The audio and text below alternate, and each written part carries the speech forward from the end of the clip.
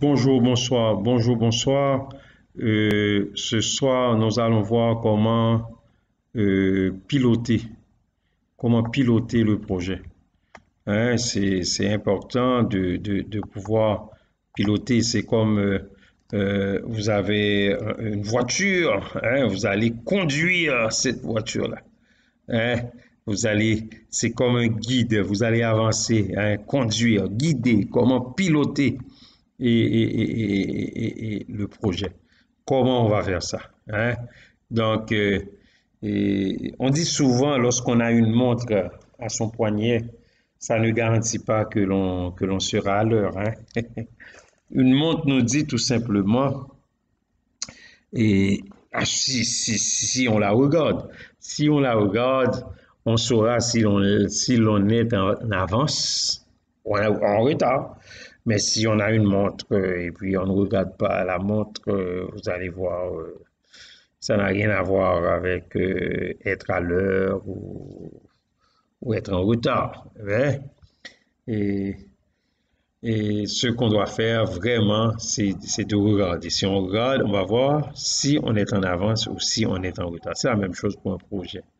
Et lorsqu'on constate un écart de déroulement de projet, et c'est le rôle du management, hein, c'est la personne qui est en train de gérer le projet, le management. Et on constate qu'il y a un écart de déroulement, ça va déclencher des questions. Et ces questions-là vont avoir rapport tout de suite avec ce que nous appelons le pilotage du projet. OK?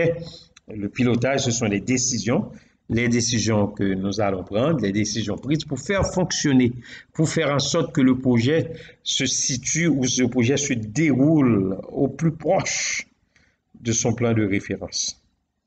Donc, c'est important, chers amis, réorganiser le projet, négocier les ajustements en interne, proposer des options. Ce sont des éléments en particulier qu'on doit regarder, hein, parce que on a un plan de référence qu'on doit respecter. Et si la réponse apportée à une question n'est pas satisfaisante en termes on doit répondre à la question suivante. Les écarts sont-ils détectés et analysés? Est-ce qu'il y a des écarts? Est-ce que ces écarts sont détectés? Est-ce qu'on les analyse? La décision prise est-elle efficace? Hein, c'est des éléments à regarder. L'organisation du projet en termes d'organiser peut-elle être optimée? Excusez-moi, est-ce que c'est optimal? Est-ce que peut-être être optimisé? Hein, l'organisation.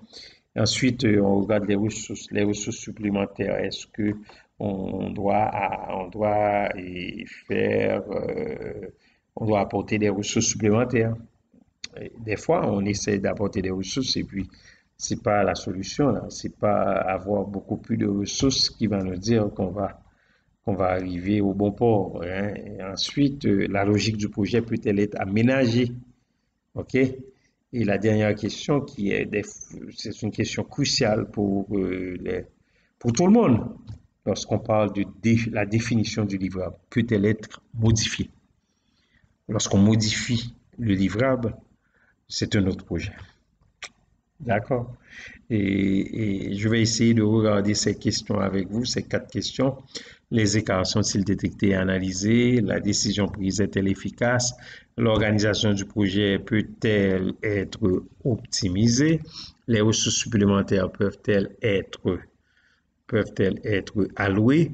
La logique du projet est-ce que cette logique-là peut-elle être aménagée?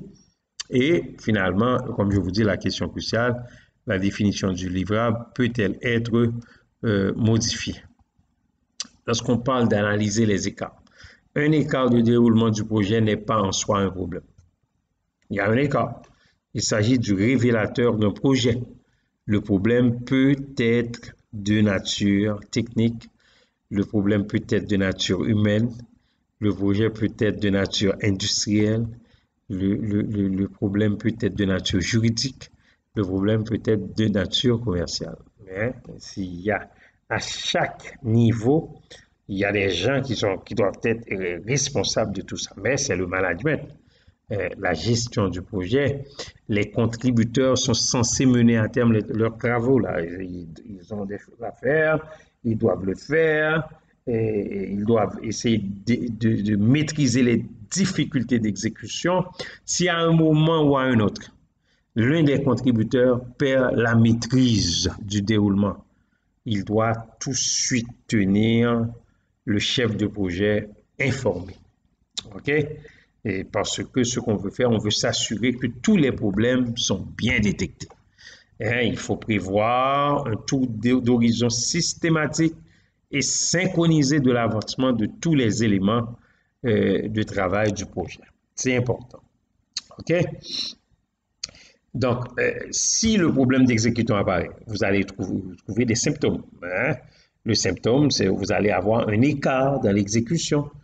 C'est un symptôme, ce n'est pas vraiment le problème. Hein? C'est comme quelqu'un qui a des maux de tête et puis c'est parce que la personne a faim. Le problème, c'est parce que la personne a faim. Le problème, c'est pas les maux de tête.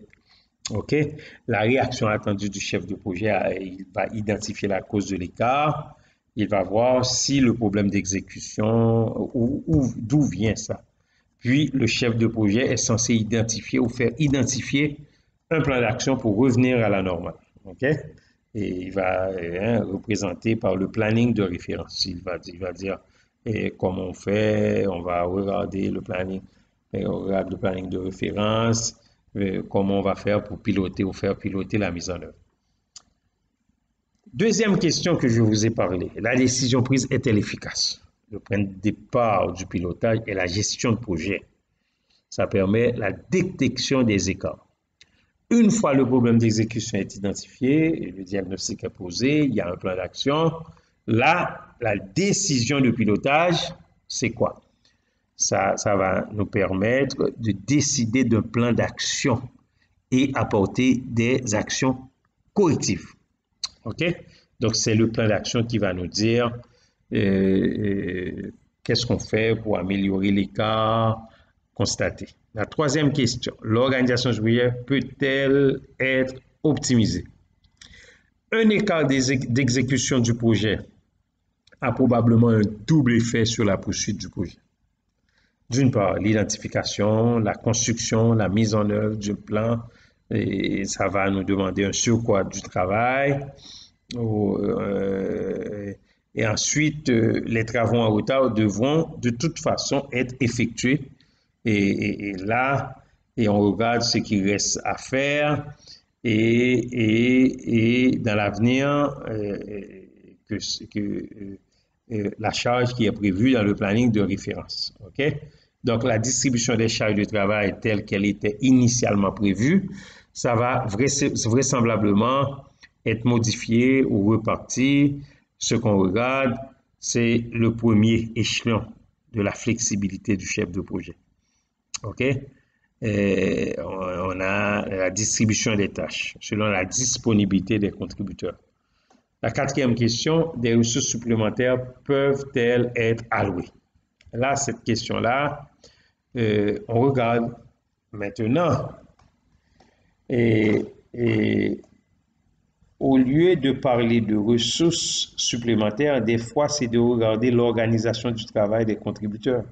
Des fois, il y en a qui sont peu efficaces. On peut toujours utiliser les mêmes ressources que nous avons pour pouvoir arriver au résultat voulu. OK? Donc, c'est ça qu'il faut regarder. Et on identifie s'il y a eu des périodes de surcharge et pour pouvoir vraiment avancer. OK? Ce qu'on appelle le deuxième échelon de flexibilité du pilotage de projet, ce sont les moyens. On va négocier les moyens supplémentaires. OK? Les moyens supplémentaires, la réaménagement de la logique, ce qu'on va faire, et peut-être on va faire certains travaux en parallèle. On va essayer de paralléliser certains travaux. Et c'est une logique qui sous-tend le planning de référence du projet. Mais en toute rigueur, une modification de la logique du projet doit être acceptée par la direction de la qualité, voire par le client du projet. La cinquième question, la logique du projet peut-elle être aménagée? Ça, c'est le troisième échelon. Après la redistribution des charges de travail ou la demande des moyens supplémentaires, le réaménagement de la logique des enchaînements entre éléments de travail du projet. Ça, c'est le troisième, c'est vraiment le troisième échelon. Le premier, c'est redistribution des charges. Le deuxième, c'est la demande des moyens. Le troisième, c'est réaménagement de la logique. OK? Et plus de ressources ne signifie pas forcément plus de rapidité. OK? Comme je vous dis, il est parfois de compléter la demande de ressources supplémentaires par des options de séquencement des travaux, c'est-à-dire aménager la logique. La cinquième, ça c'est crucial. La définition du livrable peut-elle être modifiée? Chers amis, après l'analyse des écarts d'exécution, si la redistribution des charges entre les contributeurs alloués au projet, la négociation des ressources supplémentaires ou l'aménagement de la logique du projet n'ont pas permis de rétablir la situation. On parle de redistribution des charges, on parle de négociation des ressources, on parle de l'aménagement de la logique. Si tout ça n'ont pas permis de rétablir la situation, il reste alors à redéfinir le périmètre du projet.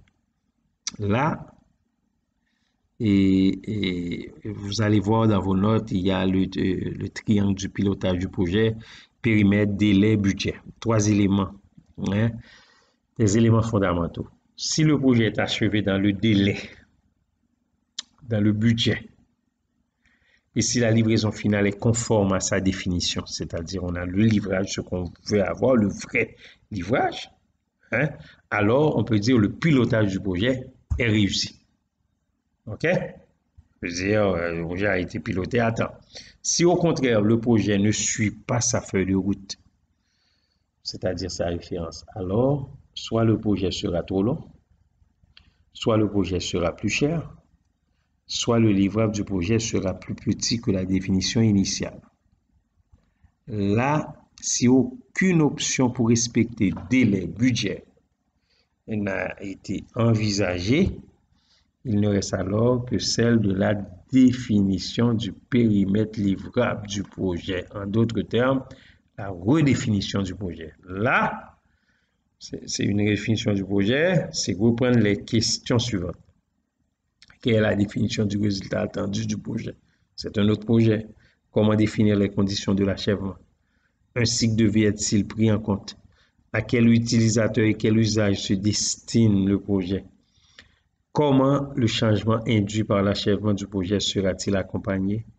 Le demandeur du projet est-il clairement identifié? Le bon achèvement du projet est-il réaliste? Ainsi, le projet sera simplifié pour rendre réaliste l'achèvement dans le délai restant. C'est une redéfinition. D'accord? Merci beaucoup et à la prochaine. Je vous dis merci.